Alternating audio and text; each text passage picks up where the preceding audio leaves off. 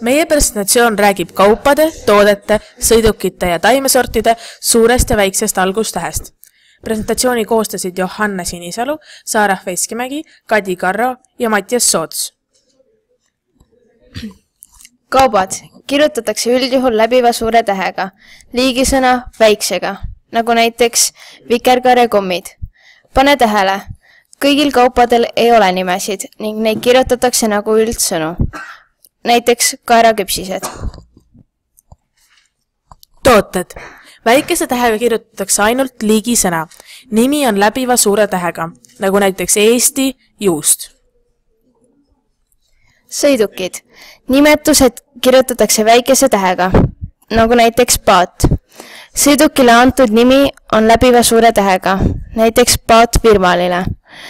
Automargid on läbiva suure tähega, näiteks Subaru Forester. Taimesordid. Kirjutatakse üldjuhul jutumärkides esisuurtähega, nagu näiteks punane sõstar, Hollandi punane. Erandina. Teistest keeltest võetud sordinimede algustähe ortograafiat ei muudeta. Siniliilia, Spring Beauty.